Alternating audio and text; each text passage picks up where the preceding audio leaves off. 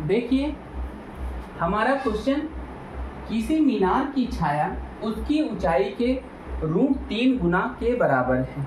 उसकी ऊंचाई जो है √3 गुना के बराबर है। तो उस समय सूर्य का उन्नयन कोण ज्ञात कीजिए। तो उस समय सूर्य का उन्नयन कोण ज्ञात कीजिए। देखिए आपके पास मान लीजिए एक मीनार है जिसकी ऊंचाई h है। ठीक है, एक मीनार है उसकी ऊंचाई h है। इस मीनार की छाया पड़ रहा है, यहाँ मान लीजिए एक सूर्य है, यहाँ से इसकी छाया पड़ रही है। तो यहाँ से छाया पड़ने पर जो इसकी छाया की लंबाई बन रही है, इसकी ऊंचाई की √3 गुना के बराबर है, यानी कि √3 h के बराबर है। अगर ये h है तो दूसरा वाला √3h है। जैसे a हो गया, b हो गया और c। इसको हमको थीटा ज्ञात करना है। क्या ज्ञात करना है? थीटा। यहाँ से कहा जा रहा है कि सूर्य का उन्नयन कोण ज्ञात करना है। किसका ज्ञात करना है? सूर्य का उन्नयन कोण ज्ञात करना है।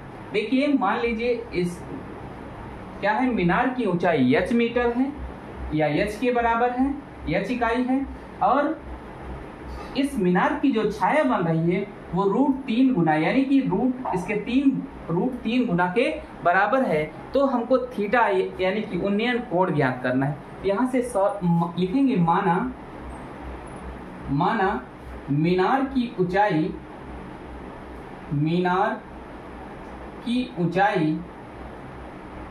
कितना है? h मान लिया।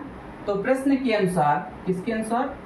प्रश्नानुसार तब जो छाया बनेगी, मीनार की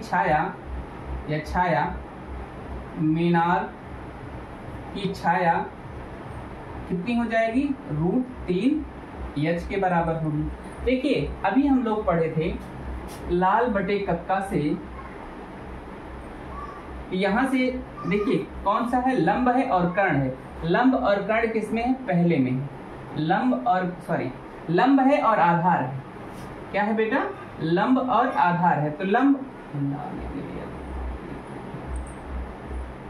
लाल बटे कक्का पढ़ा था, के। ठीक है, यल बटे के, आधार बटे कर्ण, लंब बटे आधार। तो यहाँ से हमारा देखिए लंब है और आधार है। लंब और आधार हमारा tan थीटा में होता है। किसमें होता है? tan theta. आधार बटे कर्ण किसमें होता है? cos थीटा में। और यही लंब बटे कर्ण किसमें होता है? sin थीटा में। हमको निकालना क्या है? लंब और आधार के अनुपात से देखेंगे तो tan थीटा आएगा। तो यहाँ से लिखेंगे त्रिभुज ABC से, त्रिभुज ABC से करेंगे तो tan थीटा बराबर हमारा आएगा, क्या आएगा बेटा? लंब बटे आधार। लंब बटे आधार। तो यहाँ से देखेंगे tan थीटा के स्थान पर आपका कितना है? थीटा निकालना ही है। तो लंब कितना है? h है, और आधार कितना है? √3 का h से h आपका विदा हो जाएगा। तो यहाँ पर क्या बचेगा? tan थीटा बराबर 1 बटे में √3। देखिए 1/√3 किसकी वैल्यू होती है? ये tan 30 की वैल्यू होती है। किसकी होती है? tan 30 की वैल्यू कितना होता है? 1 बटे में √3।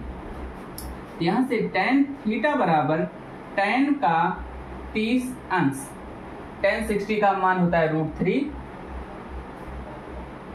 tan से tan आपका कैंसिल हो गया। तो यहाँ से बचा थीटा बराबर 30 अंश, यानी सूर्य का उन्नयन कोण जो है वो होगा थीटा बराबर 30 अंश। यानी कि सूर्य का जो उन्नयन कोण बन रहा है वो कितने अंश पर बन रहा है? 30 अंश पर। ठीक है, देखिए जो सवाल इसमें ना समझ में आया हो उसको आप कमेंट में जरूर पूछिएगा, और उसके लिए हम दूसरा नया वीडियो बनाकर आपको समझाने का प्रयास करूँगा। ठीक है।